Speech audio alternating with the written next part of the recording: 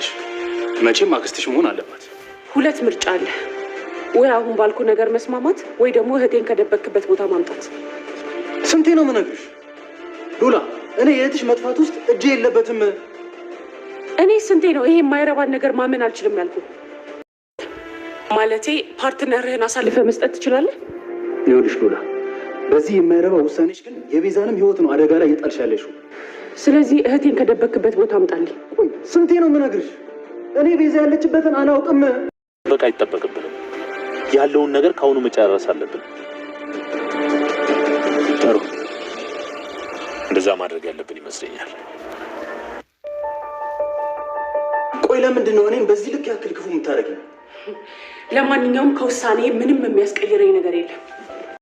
ሱራፌል ከዶክተር ሮቤል ቤዛ አሁን ላይ ምንም ነገር ማስታወስ አትችልም ብሎ ስለነገረው እጅግ በጣም ደንግጧል። ሳሚም ሱራፌልና ያ ዶክተር ተብዬውን አለቃቸውም እያለ እየዛተና እንዲሁም ደግሞ በተግባር እየሰራ ይገኛል። ሉላ አሁን ላይ ራሷ ቤዛን ሆኛለሁ በማለት ሀብትና ንብረቷን ሁሉ ለማንም አሳልፋ እንደማትሰጥ ነግረዋለች። ሰላም ጤና ይስጥልኝ ውድና የተከበራችሁ ተመልካቾቼ እንዴት አላችሁ? እግዚአብሔር ይመስገን እኔ በጣም ደህና ነኝ።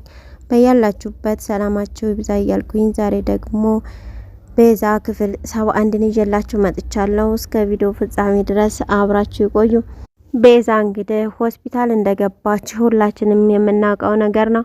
ምንም ሆስፒታል ባትገባ እንኳን ነገር ግን ወርቃ በመኪና መገጨቷን ሁላችንም የምናስታውሰው ነው። አሁን ላይ ግን እሷን የሚያትና የሚከታተላት ዶክተር ሮቤል ወይንም ደግሞ አብሮ የሚሰሩት ናቸው። ቤዛ ምን ላይ እንዳለች ባይታወቅም ነገር ግን ዶክተር ሮቤል እየመጣ ለሱራፌል የሚነግረውን ሁሉም ሰው እያመነ ነው። ዶክተር ሮቤልም እንግዲህ ሱራፌልን በመቅጠር ቤዛ አሁን ላይ ሙሉ በሙሉ ነቅታለች፣ ጤነኛ ነች፣ ነገር ግን ያለፈውን በሙሉ አታስታውስም በማለት ለሱራፌል ነግሮታል። ሱራፌልም እጅግ ነበረ ይህን በሰማ ጊዜ የደነገጠው። ይህ ማለት ደግሞ ሁሉንም አሁን ላይ እረስታለች ማለት ነው። ማስታወስ አትችልም። ቀስ በቀስ ግን ማስታወስ እንደምትችል ዶክተሩ ለሱራፌል ነግሮት ነበረ። ዶክተሩ ግን ሀሳቡና እቅዱ ስራው ላይ ስለሆነ እሷ ማስታወስ እስከምችል ድረስ እኛ ስራችንን ሰርተን መጨረስ አለብን፣ ደግሞም እንጨርሳለን እያለ ይገኛል። ክፉ ስራ መቼም ቢሆን አይሳካም። ዶክተር ሮቤል እንግዲህ ብዙ ጊዜው በቤዛ ላይ አንዴ ለመግደል አንዴ ለመጣል እየሞከረ ነበረ። ነገር ግን ሊሳካለትና ሊፈጸምለት አልቻለም። አሁንም እንግዲህ ከወንድሙ ጋር ከሱራፌል ጋር እየተመካከረ ነገሮችን ሊያስኬድ እየሞከረ ነው። ይህም ሀሳቡ ይሳካል ወይ የሚለው ነው ዋና ችግሩ። ነገር ግን ሱራፌል አሁን ላይ የሚያደርገው ነገር ግራ ግብት ስላለው ግዴታ ሳይወድ በግዱ ከወንድሙ ጋር ተባብሮ እንዲሰራ ሆኗል። አሁን ላይ ግን ለቤዛ የእውነት እየፈለጋትና እየተከራከረላት ያለው ሳሚ ብቻ ነው እና እንዲሁም እህቷ ሉላ ማለት ነው። ሳሚም ከቤት ወጥቶ እስከ ማደር ደርሷል። ይህንም ደግሞ ለኩቻ እጅግ የከበደ ቀን ነበረ። ኩቻም የት ሄዶ ይሆን ለምን የማይመጣው እኔ ተጨንቄ እሱ ጭራሽ ውጭ ያድራል በማለት ብዙ ሀሳቦች ወደ አሚሯ እየመጡ እየተረበሸች ነበረ። ነገር ግን ሳሮን ተረጋጊ እንጂ ይመጣል በማለት ትነግራታለች። ያቺ ቤዛ ወደ ህይወቱ ከመጣች ጀምሮ ይሄው በቃ ቤዛ እያለ ለሷ ጉዳይ እንደባከነ ነው። አንድ ቀን እንኳን ሰላም ሰጥቶን አያውቅም። ስለዚህም እኔ ደግሞ አሁን የያቴ ነገር ያስጨንቀኛል። የራሳችንን ነገር ማሰብ አለብን። እንዴት ወጥቶ ያድራል? እንዴት እንደዚህ ይጠፋል? ስልኩ እንኳን አይሰራም እያለች እጅግ በጣም እየተበሳጨች ነበረ። ነገር ግን ሳሮን እንዴት ሲዳራ አላደረም እኮ በቃ ትንሽ እንጠብቀው ይመጣል ብትላትም እሱ ይሻለኝ ነበር፣ ቢያንስ በሰላም ይመጣል። ነገር ግን ከዛ ዶክተር ጋር አንገት ለአንገት ተያይዘዋል፣ ሊገለው ነበር እኮ። አሁን ላይ ግን ምናልባት ዶክተሩ እንዳያገኘው እያለች እጅግ በጣም ፈርታ በነበረበት ሰዓት ሳሚ ይመጣል። ደህና ነህ ብላ ከጠየቀችው በኋላ ጥፊ ነበር ያቀመሰችው። ሳሚም እንግዲህ ምን ኩቻ እየተረጋጊ እንጂ በቃ ይቅርታ በማለት እንግዲህ ሊያባብላት ችሏል። እሷ ግን አሁን ላይ የሚያስጨንቃት የቤዛ ጉዳይ ሳይሆን የአያቷ ጉዳይና የራሷ የፍቅር ጉዳይ ነው። ነገር ግን አሁን ላይ ሳሮንም አሁን ቤዛ እንደዚህ አይነቱ ችግር ውስጥ ገብታ ስለ ራስሽ ታስቢያለሽ? በቃ እስቲ ተረጋጊ እያለቻት ትገኛለች። አንቺን ፈረድሽብኝ ማለት ነው? እኔ እኮ አሸብር አያቴን እንዳይጎዳብኝ ፈርቼ ነው። በዚሁ ተቀጠለ ደግሞ በቃ ውለጃት አምጫት እያላት ስለሆነ አያቴን እንዳይጎዳብኝ እጅግ በጣም ፈርቻለሁ። ሳሚና ዶክተር ሮቤልም እንግዲህ እየተነጋገሩ ባለበት ሰዓት ሳሚም ዶክተር ሮቤልን ቤዛ አንድ ነገር ትሆንና አንለቅህም፣ ቤዛን የት ነው ያደረካት አምጣ እያለ ከሱ ጋር በሚያወሩበት ሰዓት ሱራፌል ከኋላ ይመጣና ወንድሙን ማለትም ዶክተሩን ይመታውና መሬት ላይ ይወድቃል።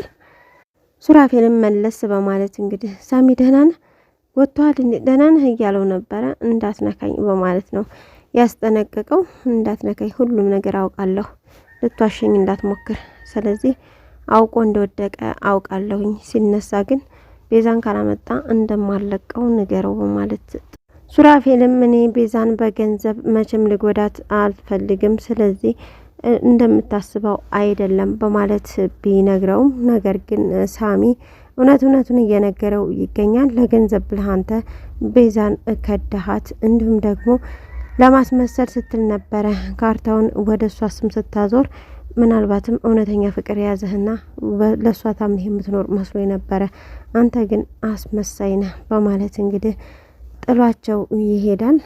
ጎዳህ እንጂ ተነስ በማለት እንግዲህ ወንድሙን ጎንበስ ብሎ ያነሳል። ዶክተሩም እንግዲህ የበፊት ቂምህን እየተወጣ ነው፣ እንዲህ በጣም እኮ ነው የመታኝ፣ ምን አለ ግንባሩን ባልኩት ኖሮ በማለት እንግዲህ ሽጉጥ ስለያዘ እያሰበ ይገኛል። ነገር ግን ሱራፌል እንደዛ አይሆንም መረጋጋት አለብህ እያለው ነው። እንዲሁም ቤዛ ሙሉ በሙሉ ሚስትህ ረስታለች በማለት ይነግረዋል። እጅግ በጣም ነበረ የደነገጠው። ነገር ግን ምናልባትም በሰላም ብትድን እንኳ መድኃኒት ራሱ መስጠት ይችላል ዶክተሩ ማለት ነው። እንድትረሳ የሚያደርግ መድኃኒት ምናልባት ሊሰጣት ይችላል። ያው በሱ ቁጥጥር ስር ስላለች ማለት ነው።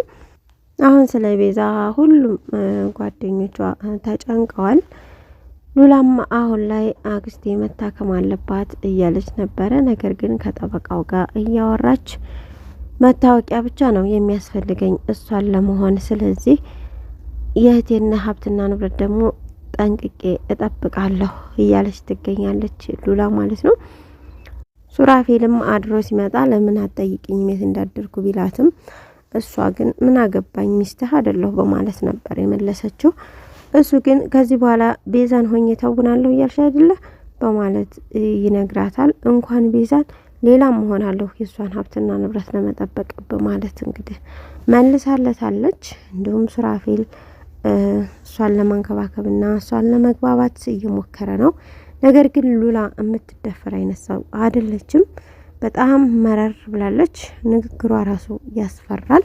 ሱራፌልም ለቤዛ ምግብ እንደሚሰራው ለሷም ምግብ ሰርቶ ምግብ ሰርቼ አምጥቼልሻለሁ በማለት ቢነግራትም እሷ ግን ለቤዛም እሰራላት ነበረ ቢላትም ሌላስ መድኃኒቱንም አብረት ሰጣት ነበር በማለት እንግዲህ መለስ ብላ ሊገላት እንደሞከረ አስታውሰዋለች።